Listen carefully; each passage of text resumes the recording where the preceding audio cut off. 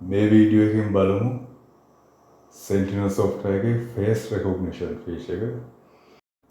scroll down කරගත්තාම පහළට එද්දි පේන ඇති face recognition කියලා feature එක තියෙනවා. ඒක enable කරගන්න. බලමු අපි එකින් එක මොනවද මේ මෙතන තියෙන features කියලා. ඊට පස්සේ එනවා alert on unknown face. නොදන්න කෙනෙක්ගේ face එකක් recognize කරගත්තොත් alert එක එනවා. ඊට පස්සේ එනවා alert on blacklisted face. blacklist වෙලා තියෙන face එකක් recognize කරගත්තොත් alert කරනවා. ඊට පස්සේ alert on known face එහෙම නැත්නම් whitelist face. දන්න කෙනෙක්ගේ face එකක් recognize කරගත්තොත් alert කරනවා.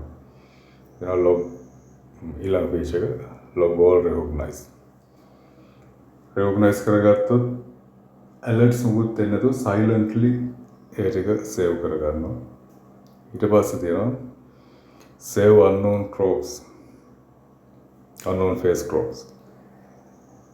එතනින් වෙන්නේ නොදන්න කෙනෙක්ගේ face එකක් recognize වුණොත් ඒ ටික වෙනම save වෙනවා unknown කියන ඒ කොටසේ. ඊට similarity threshold. එතනින් වෙන්නේ අපි අර දීලා තියෙන face එක ඒක මම face එකක් add කරන විදිහ වෙන්නන්න ඒ add කරපු face එක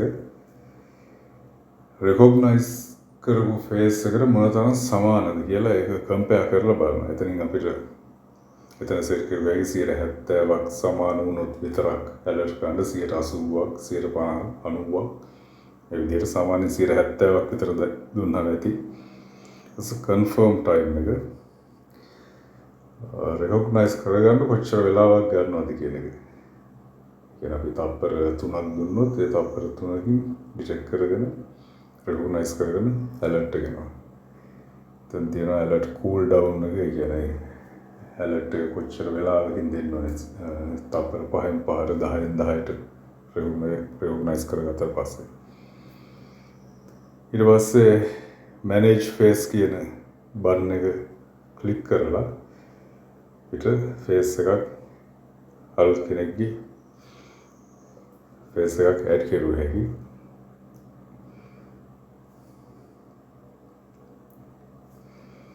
add කරලා තියෙන කෙනෙක්ගේ තවත් pictures add කරුව හැකි.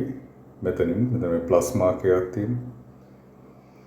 පින්තූර කොහොමද 6ක් 7ක් දාලා තියෙන එක හොඳයි. ඒතර accuracy එක වැඩි.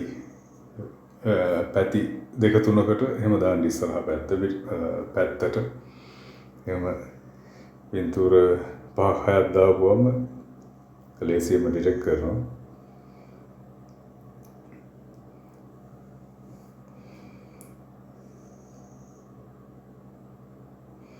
ඊට පස්සේ white list එකේ තියෙන ඒ කෙනාගේ face එක වුණා black list කරුවා හැකි. black list එකේ තියෙන එක white list එකට යවුව හැකි. මෙතනින් ඔය ලේසියෙන්ම ඒක කරුවා හැකි. ඊට පස්සේ නම වුණා edit කරුවා හැකි. ඒ ටික කරගත්ත හැකි. delete කරුවා හැකි. ඒ ටික කරුවා හැකි. මෙතන තමයි අර unknown faces ටික save වෙන්නේ. එතන ඔන්නම් යාව white list කරුවා හැකි. ආයේ අවශ්‍ය නම් black list කරන්න පුළුවන්. ඔතනින්ම ඒ ටික කරුවා හැකි. නමක් දුන්න හැකි.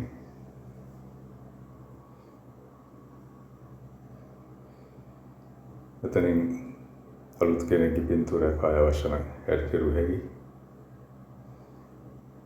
එතනින් fold එකක් add කරුව හැකි. කියන්නේ පින්තූර එකකට වැඩි ගානක් පින්තූර ගොඩක් තියෙනවා කෙනෙක්ගේ fold එකම add කරුව හැකි. එතනින් කෙලින්ම කැමරා එකෙන් picture එක අරගෙන add කරන්න පුළුවන්. කම්පියුටර් එකේ දැන් තියෙන කැමරා එකකින් picture එක ගත්ත හැකි. අරන් add කරුවා. ඒක තමයි face recognition feature එකෙන් කරන්න පුළුවන් දේවල්. ඊට පස්සේ බලමු ඊළඟ feature එක මම ඊළඟ වීඩියෝ එකකින් පෙන්නන්නම්.